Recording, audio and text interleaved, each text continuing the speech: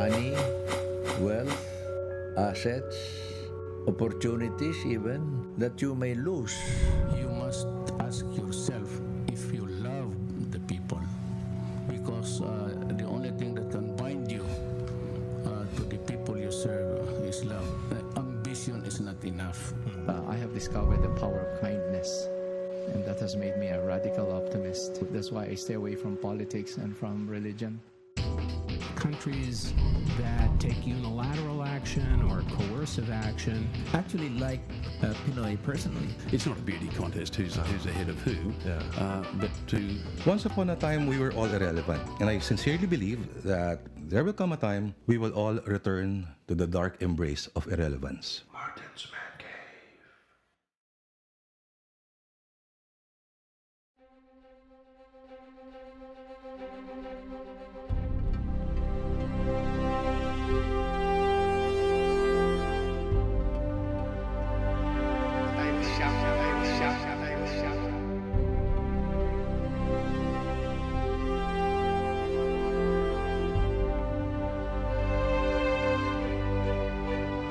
That started my reawakening.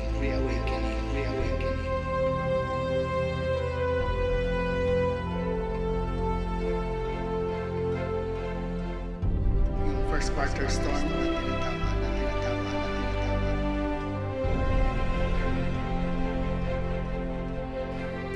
Welcome to the 80th episode of Martin's Mancave here on podcast.ph.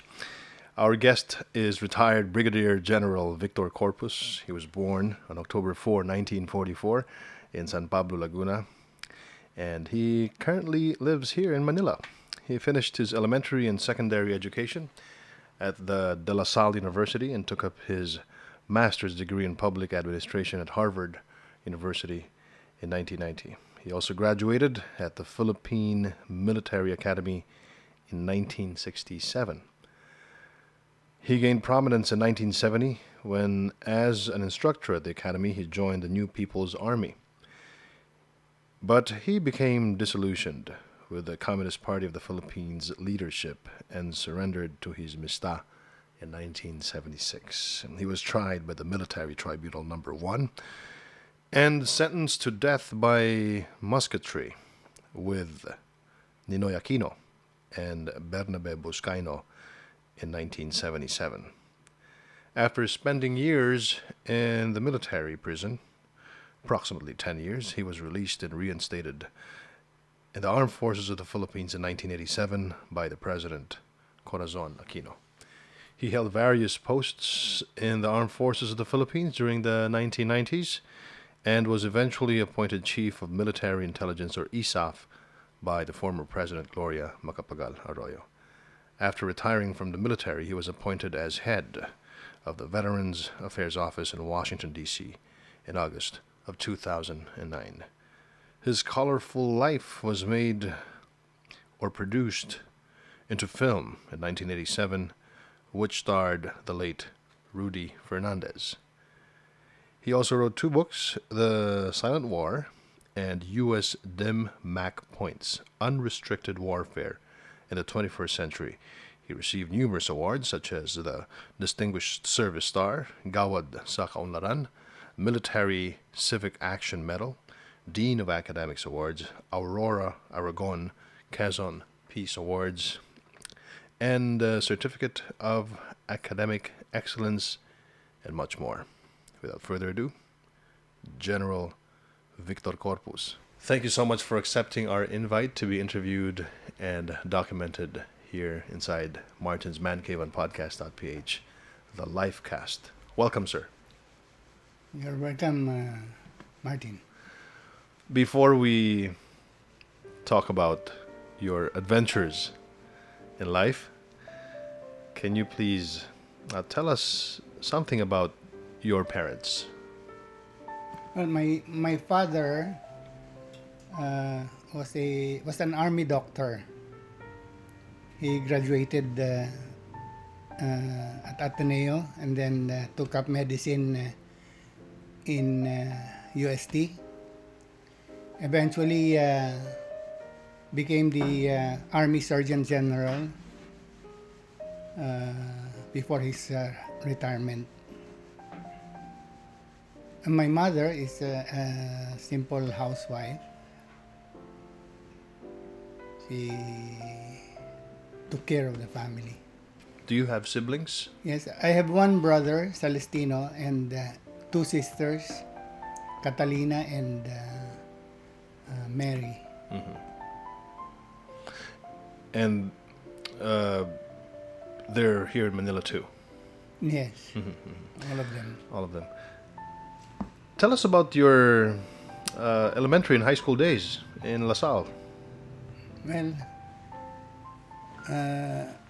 those are one of my happiest days in my life. Kasi carefree and parang walang problema ang mundo. The situation is very ideal.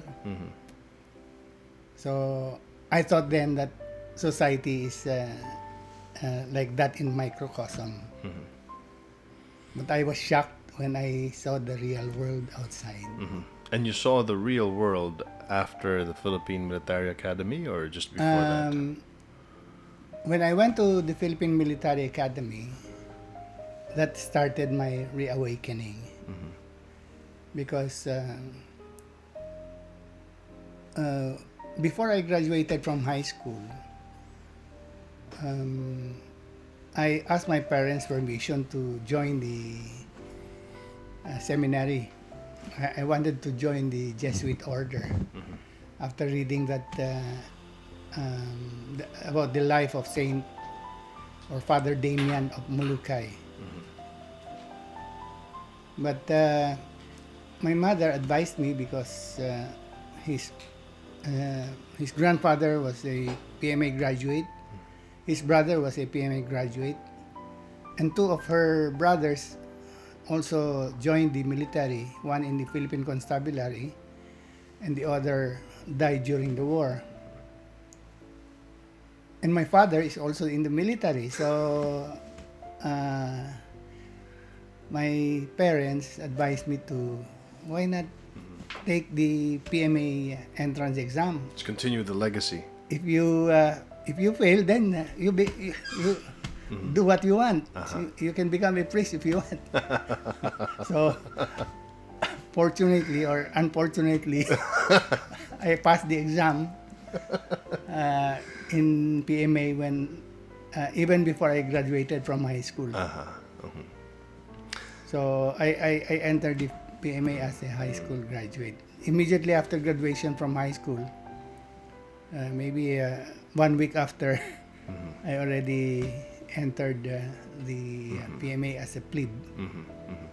And you are the only one in the family who joined the military. Yes. Yeah.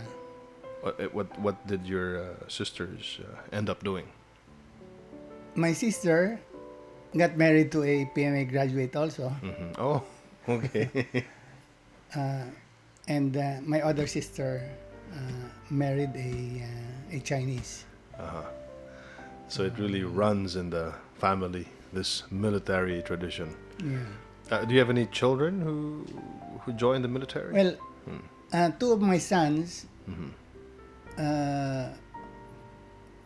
passed the entrance exam for PMA. But my eldest, Jack, only took the exam to find out if he can pass it. When he passed it, he said that he's not really interested in joining the military. So I did not force him. My second son, Kaloy, passed the entrance exam, but he failed in the physical because he had asthma at that time. Maybe it's a blessing in disguise because if they had entered and my name was very notorious at that time, they would have suffered a lot. I could just imagine the young Victor Corpus. But my youngest son was really very interested. Even before he took the entrance exam, he already underwent airborne training with the Marines. and he has already memorized all the nomenclatures of all the fighter planes of Russia, U.S., China, and he had read all my books on strategy because when I had a chance to go to the United States, all my allowances I spent on military books. So all my collection, it is my son that is reading it because I did not have time to read all of them. So he was really very prepared and very enthusiastic. But his health, actually he was an athlete in LaSalle. He was a member of the track and field team there, speed runner. And a marathoner, but unfortunately, he was suffering from asthma, and if you join the PMA with asthma, you might die. Yeah, because of the strenuous, very strenuous physical requirements.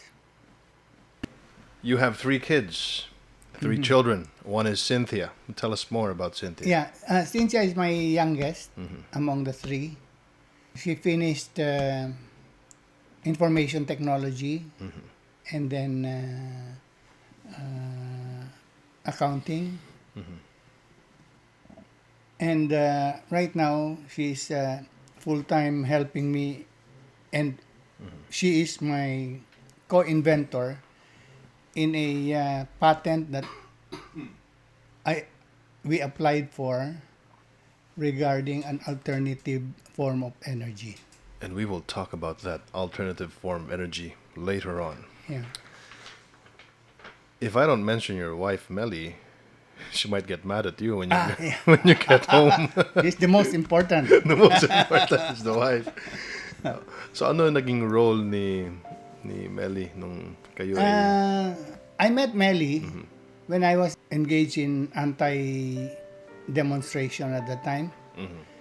I was with the special forces of the Philippine Constabulary, and sometimes we get deployed as anti-riot squads. At that time, I was already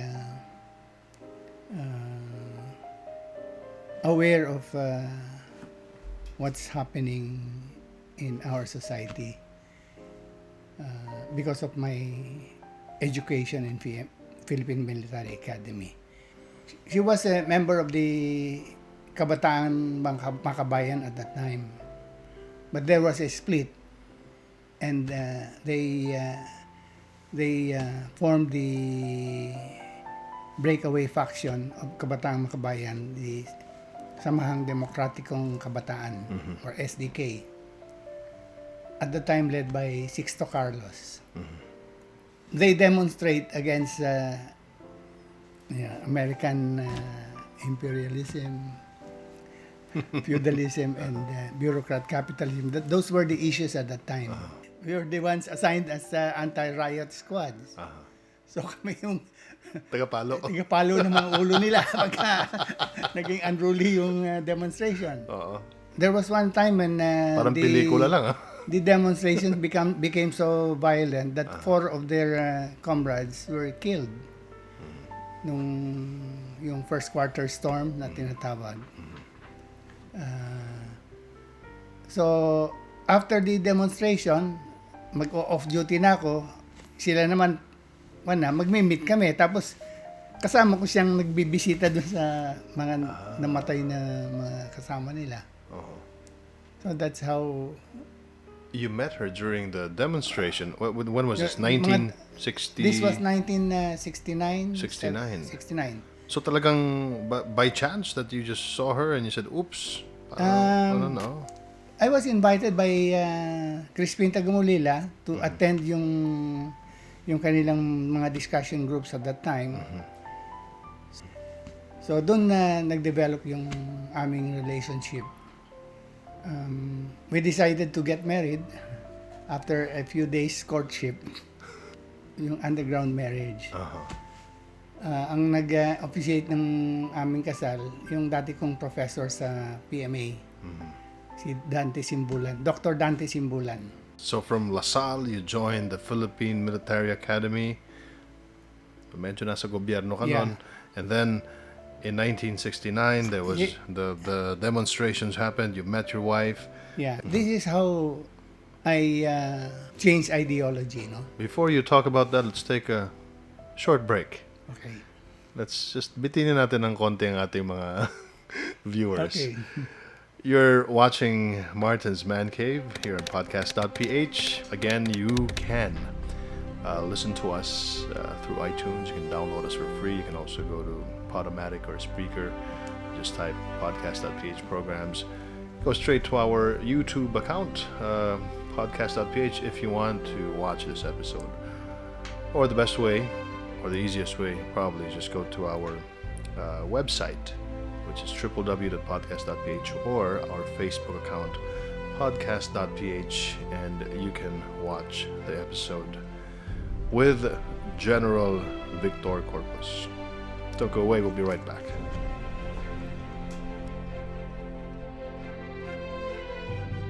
This economic elite control the instrumentalities of government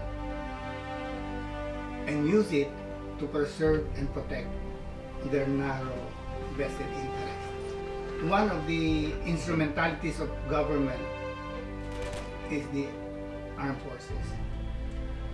What kind of missions do we get?